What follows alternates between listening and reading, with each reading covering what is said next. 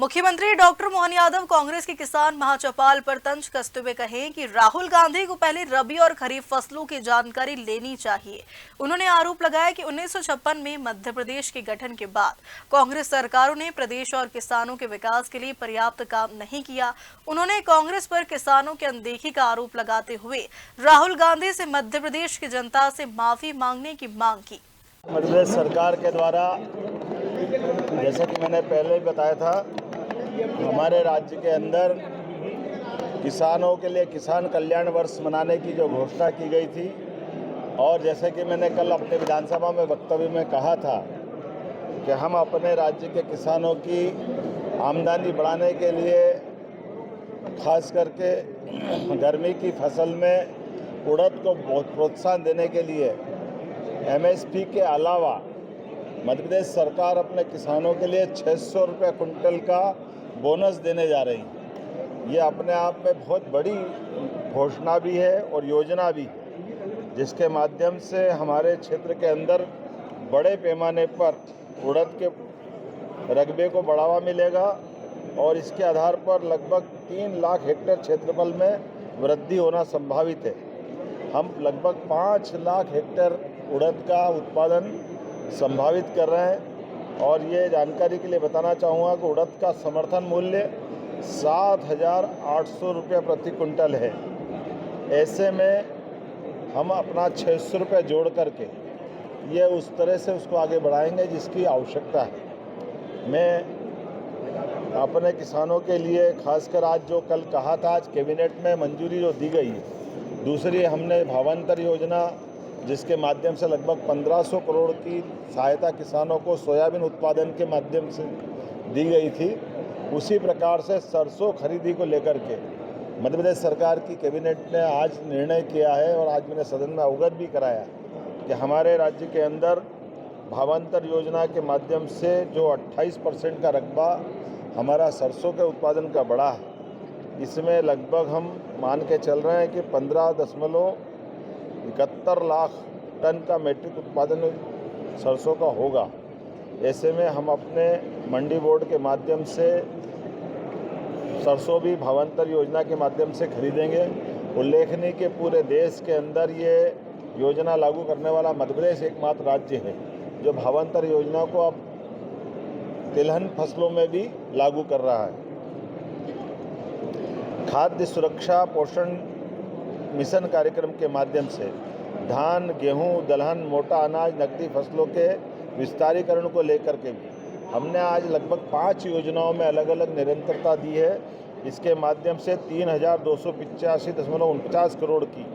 इसमें राशि मंजूर की गई है, जो 1 अप्रैल 2026 से 31 मार्च 2031 तक आगामी 5 वर्षों तक ये प्रोजेक्ट चलेगा। किसानों की बेहतरी के लिए हमने ये निर्णय लिया है। इसी प्रकार से किसानों के लिए माइक्रो इरिगेशन को बढ़ावा देने के लिए प्रधानमंत्री कृषि सिंचाई योजना, प्रति बूंद का उपयोग पर ड्रॉप मोर क्रॉप, इसके माध्यम से लगभग 2,393.97 करोड़ की ये योजना की राशि हमने मंजूर की है, और इसको भी आगामी 5 वर्ष के लिए मंजूरी दी गई है। किसानों को सिंचाई के रकबा बढ़ाने में ये महती योजना रहेगी, इसका बड़ा लाभ मिलेगा। PM राष्ट्रीय कृषि विकास योजना के लिए भी हमारी सरकार ने कैबिनेट के माध्यम से 2008.683 करोड़ के प्रस्ताव की मंजूरी दी गई है, जिसके माध्यम से कृषि और संबद्ध क्षेत्रों में विकास के सभी संसाधनों के लिए वित्तीय व्यवस्था दी जाएगी, और समग्र रूप से खेती के लिए और संबद्ध क्षेत्रों में विकास के नए आयाम खुलेंगे। हमारी सरकार मध्य प्रदेश वैसे भी देश भर में प्राकृतिक खेती के लिए सबसे बड़ा रकबा लेकर के उसमें प्रमुख भूमिका, अग्रणी भूमिका रहता है। ऐसे में इसको और बढ़ावा दे करके, खास करके मोटे अनाज को बढ़ावा देने के लिए हमारी सरकार प्राकृतिक खेती के साथ इसको जोड़ करके उत्पादन बढ़ाने के लिए, मिट्टी की उर्वरता बनाए रखने के लिए, पर्यावरण की सुरक्षा और रसायन मुक्त खाद्य उत्पादन को बढ़ावा देने के लिए हमारी सरकार ने national mission on natural farming mission में जो योजना संचालित है, इस योजना को भी 1,011.59 करोड़ के वित्तीय सहायता देकर के आगामी 5 वर्षों के लिए इस योजना को भी निरंतरता में लाए। तिलहन फसलों के लिए भी हमारा राज्य बहुत तेज़ी से काम कर रहा है। ऐसे में तिलहन उत्पादन को प्रोत्साहन की आवश्यकता है, क्योंकि इसके अभाव में आयातित तेलों पर हमको दूसरे देशों पर निर्भर रहना पड़ता है खाद्य तेलों के लिए। ऐसे में हमारे राज्य ने तिलहन के लिए ऑयल सीड योजना, राष्ट्रीय खाद्य तेल मिशन की इस योजना के लिए आज 1793.87 करोड़ की इस योजना की निरंतरता की स्वीकृति दी है। इस योजना के माध्यम से हम अपने राज्य के अंदर ऑयल सीड को भी बढ़ावा देंगे। इन पांचों योजनाओं के माध्यम से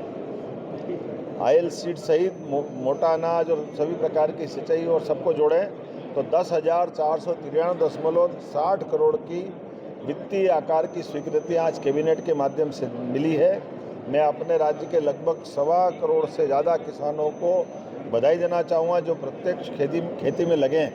और राज्य के अंदर इससे जुड़े हुए बाकी सब वर्गों को जोड़ा है। तो पूरे प्रदेश को बधाई देना चाहूँगा जिनने किसान कल्याण वर्ष के माध्यम से हम जो बड़ी सौगातें दे रहे हैं, इसका लाभ हमारे राज्य में भी हो रहा है और राज्य का कृषि रकबा भी बढ़ रहा है। कृषि विविध फसलों को भी प्रोत्साहन मिल रहा है, प्राकृतिक खेती को भी प्रोत्साहन मिल रहा है, ऑयल सीड को भी प्रोत्साहन मिल रहा है। मैं अपने राज्य के सभी वर्गों के साथ साथ पीने के पानी के लिए भी हमने अपनी आज कैबिनेट में निर्णय किया है कि वो पंचायतों के माध्यम से किसानों के समान अपने ग्रामीण जनजीवन में भी पेयजल की उपलब्धता सुनिश्चित करें। जी राम जी योजना के माध्यम से हम इसके साथ जुड़ कर के भी भारत सरकार की मंशा के साथ कदम से कदम मिला के चलने के लिए तैयार हैं। दौरे की वजह से लिए हैं राहुल गांधी जी तो आज आ रहा है, हम तो 365 दिन किसानों के लिए काम कर रहे हैं। हमने कल आए थे, कल जो घोषणा करी, कल राहुल गांधी जी का अता पता नहीं था, और ये बात बताए राहुल गांधी जी माफ़ी मांगे हमारे राज्य की जनता से कि उनकी सरकार 1956 में कांग्रेस बनी और कांग्रेस के माध्यम से सरकार का गठन हुआ और 1956 में मध्य प्रदेश का जन्म हुआ। तब से लेकर 2002-03 तक राज्य के अंदर सिंचाई का रकबा केवल 7.5 लाख हेक्टेयर क्यों रहा? ये नदियाँ भी थी, खेत भी थे, किसान भी थे, सब कुछ संसाधन वही थे, लेकिन कांग्रेस ने किसानों के साथ अन्याय किया तो खेती का रकबा सीमित रहा। मुझे गर्व है हमारी सरकार के गठन तक साध्वी उमाश्री भारती, बाबूलाल जी गौर, शिवराज सिंह जी चौहान, इन्होंने 7.5 लाख से बढ़ा करके जब हमारी सरकार आई तब 44 लाख हेक्टेयर तक सिंचाई का रकबा बढ़ाया। तो 20 साल में ये कितना बढ़ा है और उनके टाइम क्या हुआ, और जितना उनने 55 साल में किया, राहुल गांधी जी और कांग्रेस के लोग हमको धन्यवाद दें कि इतना उससे ज़्यादा 10 लाख हेक्टेयर तो हमने 1.5 साल में कर दिया। ये हमारे काम करने का तरीका है और आने वाले 2028 तक हम 100 लाख हेक्टेयर तक ले जाने वाले हैं। मैं उम्मीद करता हूँ थोड़ी अच्छी बात भी कर दे। ये ध्यान में आएगा राहुल गांधी जी को कि यहाँ जिस जगह उन्होंने चयन किया है ये आदर्श जगह है और देश भी आदर्श है। मैं आपके माध्यम से बताना चाहूँगा राहुल गांधी जी को अपने कांग्रेस के कार्यकर्ताओं को डांट लगाना चाहिए कि वो एआई के दरमियान इतने जो देश का नाम दुनिया के सामने हो रहा है और वो कपड़े खोल करके कांग्रेस के लोग तमाशा कर रहे हैं, इसकी शर्मिंदगी उनको उठाना चाहिए, उनको क्षमा मांगना चाहिए, उनको क्षमा मांगना चाहिए अपने उन प्रकार के कामों से जिसमें देश की आर्थिक दुरावस्था हुई। मैं धन्यवाद देना चाहूँगा माननीय मोदी जी को, जिनके माध्यम से हमारी सरकार सभी वर्गों का कल्याण करते हुए दुनिया के अंदर चौथी अर्थव्यवस्था रूप में स्थापित हुई और अब तीसरी आर्थिक ताकत के रूप में हम बढ़ रहे हैं। सर, हेमंत कटारिया जी ने चलते सत्र में इस्तीफा दे दिया। नेता प्रतिपक्ष जी ने राहुल गांधी किसान चौपाल लगाने आ रहे हैं। मैं वैसे तो हमारे यहाँ नेता प्रतिपक्ष अगर आ रहे हैं देश में तो मैं उनका स्वागत करता हूँ और वो किसान चौपाल लगा रहे हैं तो और अच्छी बात है, लेकिन किसान चौपाल में अगर किसान की बात करेंगे तो अच्छा रहेगा। राहुल गांधी जी से मैंने आज विधानसभा में भी बात कही कि रबी और खरीफ की फसल क्या होती है, एक बार इस पर प्रकाश डाल दें। हमारा दलहन में क्या क्या फसलें होती है थोड़ा ये बता दें, तिलहन में भी कौन कौन सी फसलें होती है और किस प्रकार से उसको बढ़ावा दें, क्या उनके सुझाव हो। मैं समझता हूँ कि किसान चौपाल में किसान से जुड़े हुए इस बातों के साथ साथ हमारे राज्य ने तय किया पशुपालन को बढ़ावा देने के लिए भी,